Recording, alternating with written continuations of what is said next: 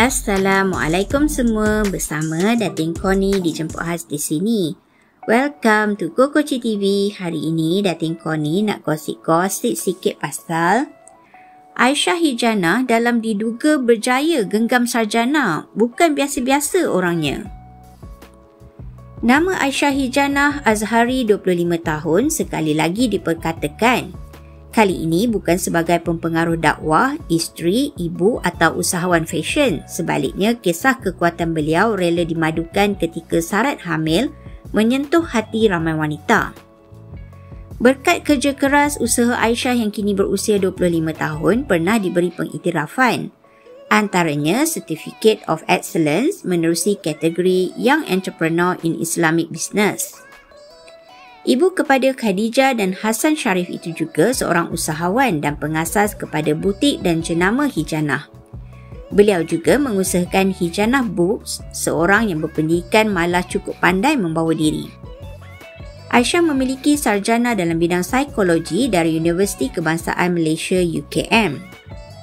Mengimbau kenangan temu bual hijabista bersama Aisyah sedikit waktu lalu, masih terngiang-ngiang katanya yang terpaksa struggle menggalas banyak tanggungjawab dalam satu masa. Bergelar isteri pada usia yang muda iaitu 19 tahun, Aisyah mengakui tidak mudah namun segalanya akan jadi senang jika kita sandarkan sepenuhnya harapan pada Yang Maha Esa. Saya berkahwin awal di atas permintaan ibu. Sebenarnya cita-cita saya mahu menjadi doktor seperti arwah ayah. Namun saya percaya apabila kita mengikut permintaan ibu, pasti Tuhan akan memberi yang lebih baik seperti yang terkandung dalam surah An-Nur ayat 32. Kadang-kala ada juga perasaan ingin berseronok dengan teman-teman, tetapi Alhamdulillah saya dikurniakan seorang suami yang sangat memahami dan tetap memberi keizinan untuk saya meluangkan masa bersama rakan-rakan. Percayalah, aturannya itu yang terbaik apabila kita redha dengan ketentuan ilahi, kata Aisyah. Walaupun masih muda, pembawaan dirinya yang matang membuatkan ramai yang tidak menyangka usia sebenarnya. Anak sulung daripada dua beradik itu ternyata ada kisah tersendiri yang menarik untuk dikongsikan bersama. Sebenarnya, ayah saya meninggal sewaktu saya masih kecil lagi. Ibu saya pula mengidap kanser tiroid sewaktu zaman belajarnya di luar negara. Jadi apabila dia melakukan pembedahan di sini, doktor secara tidak sengaja terputuskan urat suara ibu. Semenjak daripada itulah saya yang menjadi suara buat ibu memandangkan dia sudah tidak boleh bercakap. Kami duduk menumpang di rumah nenek dan tiada kenderaan untuk bergerak dan hanya menggunakan teksi sebagai pengangkutan untuk ke mana sahaja.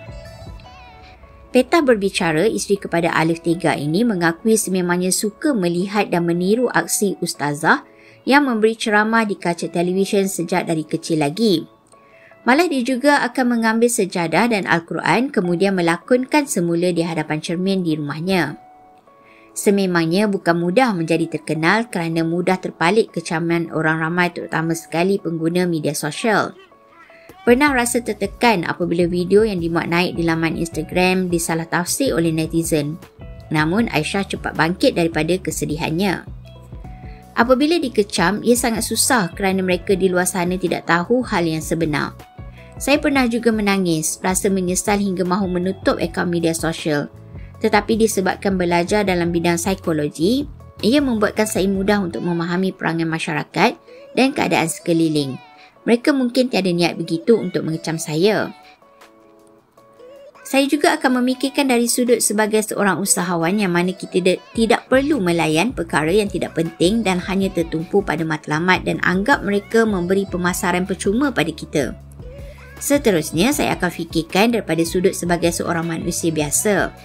Tidak mengapalah, mungkin ini ujian daripada Tuhan. Mungkin Allah mahu diri kita ini ubah sesuatu dan sentiasa ingat padanya.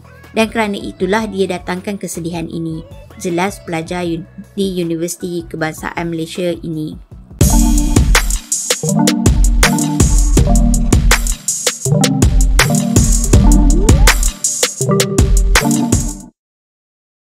Diulangi, artikel ini diambil dari artikel berkenaan. Sebagai penggemar media hiburan, harus berhati-hati dalam memilih sesuatu isu. Kami tidak bertanggungjawab kerana pihak kami tidak tahu kesahihan berita yang dikeluarkan. Jangan meletakkan kepercayaan penuh dan membuat spekulasi atas perkara yang kita tidak pasti. Menghayati hiburan boleh, jangan sampai kita melibatkan diri dengan fitnah dan buka aib mereka.